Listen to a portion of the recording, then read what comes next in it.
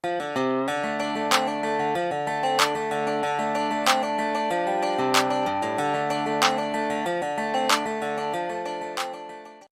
guys, ngayon ay pupunta tayo kay Crespex. Ito yung shop sa may Marikina.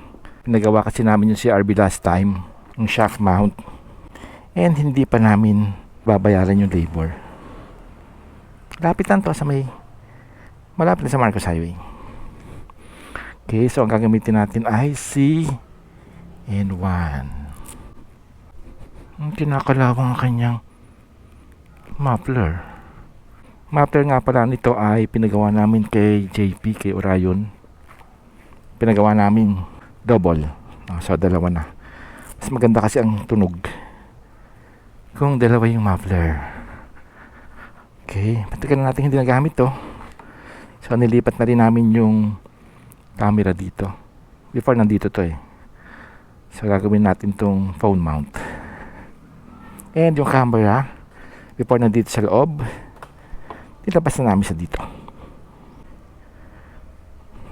Mga tama ang gulong niya.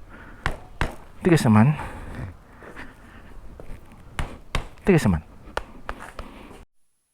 Okay, so handarin natin. Kasama uli ito as usual, si Ang Kasera. Ay, nakailaman service. Ba't nakailaman service?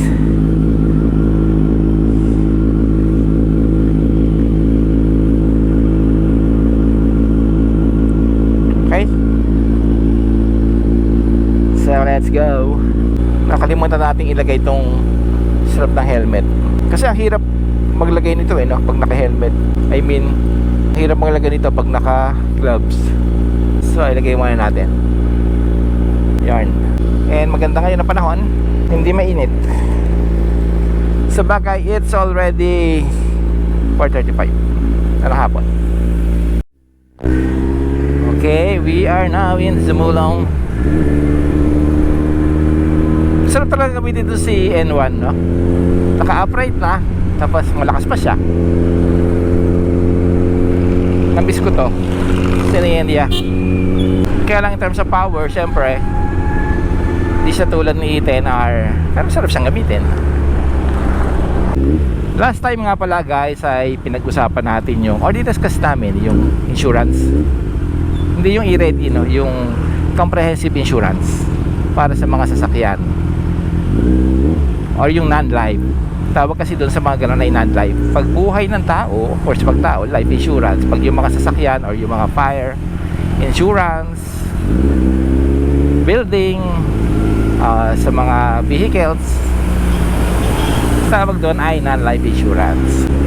So yung importance ng insurance ang discuss natin last time. Kaya lang, pag kumuha ba ng insurance ay makukover lahat?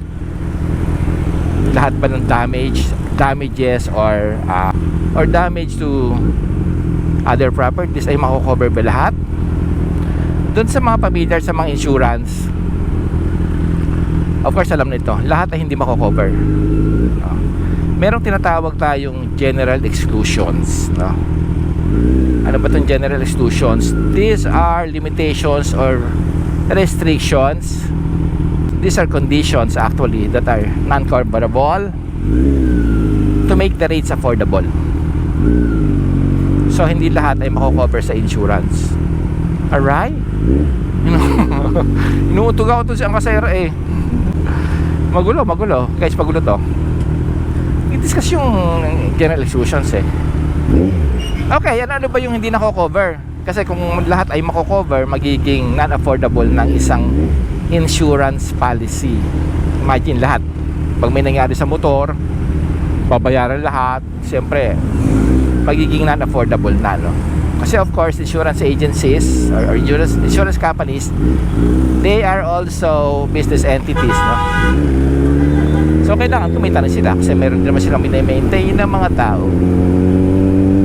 So, number 1, ano ba yung hindi mako-cover? Okay. Sasali ako sa Iron Man. Boss Iron Man. So kailangan magpa-insured ako ng comprehensive para kung may mangyari man sa motor ko, maaksidente, sagot ng insurance. May magbabayad sa motor ko pag na-aksidente at na-damage sa Boss Ironman. Tama ba yun, guys? Mako-cover ba yun? In general, hindi siya mako-cover. Kasi yun ay isang competition. Although not actually a competition, pero merong nananalo at may natatalo. Diba? Pag hindi nyo natapos within 24 hours yung ruta, no? Kaya talo kayo. Natapos nyo within 24 hours, panalo kayo. So that is also considered as a competition. So lahat ng ginagamit sa competition ay hindi siya mako-cover. Maliban na lang siguro kung magaling yung inyong agent or yung adjuster, yung investigator, mako-cover. Pero in general, hindi talaga siya mako-cover. Part siya ng general exclusions.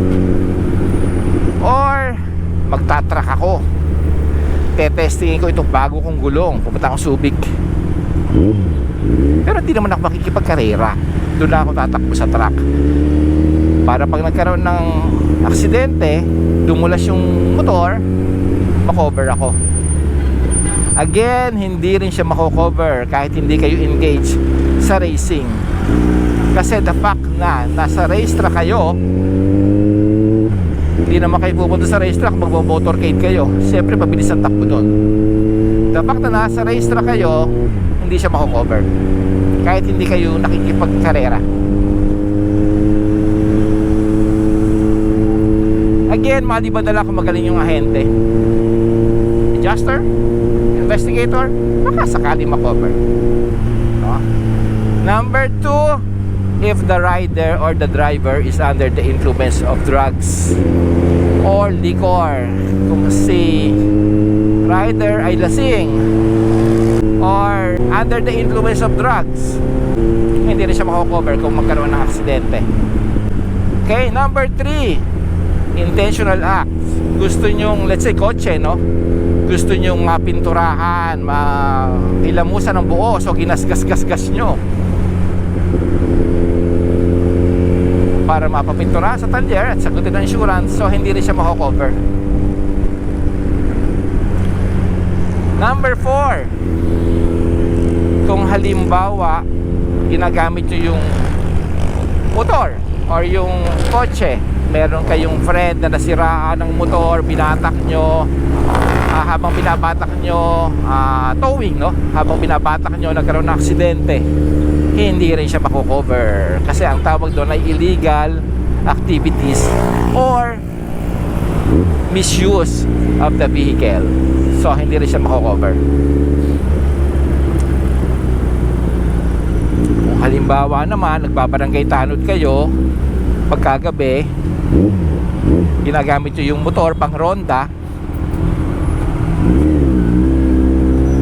nagkaroon ng riot, nagkaroon ng aksidente, hindi rin siya mako-cover, no? Daming hindi nako-cover, no? Okay, next is halimbawa yung motor nyo, no? Pinaralan nyo sa medyo malapit sa kanal, marami pa ng daga doon. Kung inatgat yung fairings, inatgat yung wirings, yung electricals, so ipapagawa nyo ngayon siya kasi madami na damage. Yun din po ay hindi mako-cover ng insurance. Tawag doon ay wear and tear of the unit.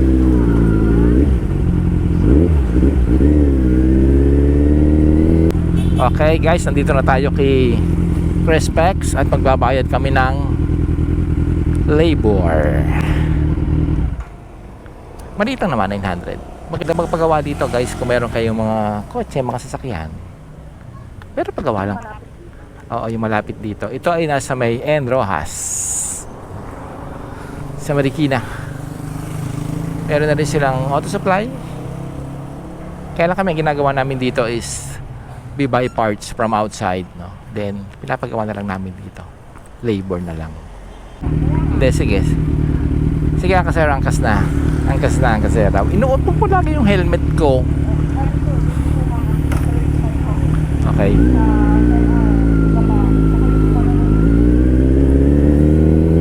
So guys, paalis na kami dito. Magpapagawa naman kayo ng aircon dito kay Sunmot Aircon. Pero sarado na siya eh. Okay, next. Balik tayo sa insurance, general exclusions. Alam mo ba yung susunod? Okay, unapproved modifications, no? Halimbawa, yung gulong nyo ay 17 lang yung mags. Grim. Ginawa nyo 20. Ginalagyan ng pagkalaki-laking gulong. Or nilagyan nyo ng pagkalapad-lapad na manibela. Basta merong mga modifications na impractical or yun nga, unapproved modifications, no? Hindi standard, no? So hindi yun mako-cover kung magkaroon man ng accident. At ito pa guys, ito importante. Kung yung rider or yung driver ay walang lisensya or expired, or yung motor vehicle ay hindi nakarehistro or expired din, hindi mako-cover pag nagkaroon ng aberya. Pag nagkaroon ng accident, hindi siya mako-cover. So importante, dapat laging may lisensya yung rider, no? And take note guys, no? Ngayon yata, I'm not totally sure, no? I'm not exactly sure kung yun, no? Yung restrictions, kapag walang restriction code yung motorcycle, baka hindi siya makover. May mga ganun kasi ngayon eh. So unlike before, mayroon lang weight pagka ang weight ay magaan lang, 12,000 below, makocover na siya. Ngayon meron silang ganun. So dapat tama yung restriction code. So tama yung restriction code, may license, naka-register yung motor vehicle. Okay? Importante yun guys. Nuclear hazard, wala naman dito nun, no? Well, kung meron man, kung na-expose sa mga activities, hazardous activities including nuclear, sa nuclear test, so hindi naman masyado yun, no? Wala naman dito nun. Okay, unauthorized rider. Halimbawa, yung rider ay para dito walang lisensya, no? Hindi naman pala ginamit sa Grab, no? Ginamit sa ano ba yung di-deliver, no? Ginamit sa Grab, pinag-deliver, hindi naman naka-declare doon sa policy na pwedeng gamitin sa ganon, so hindi rin siya ma-cover. So ang dami guys, no? So hindi lahat, may iba pa yata, no? Pero yun yung mga common. So ang dami, no? So hindi pwedeng basta kumuha kayo ng insurance, ay inuntog na naman ako. And dami guys, no? So hindi pwede pag kumuha kayo ng insurance ay mako-cover lahat. Marami hindi mako-cover. Ano yun? Chicharon.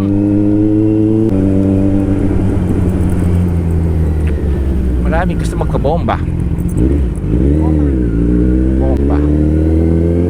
Okay guys, so pauwi na kami. Short video lang yan. I-discuss lang namin yung mga general exclusions. Kasi meron dati nagsasabing mako-cover pag nasa Boss Ironman and racing. Well in fact, yun nga, na-mention natin kanina, kung kaya nung inyong adjuster, yung inyong hete, pwede. Pero in general, hindi siya mako-cover. Part yun ng general exclusions. Yes. So, okay guys, thank you. Till our next video. Please don't forget to like, share, and please subscribe to our YouTube channel. Next topic, i-discuss naman natin yung experience namin regarding ECU remapping. Bakit nagpa-ulit-ulit pa kami ng remapping sa Versys, no? Pero itong N1 okay naman. So till next video, thank you so much guys. Bye.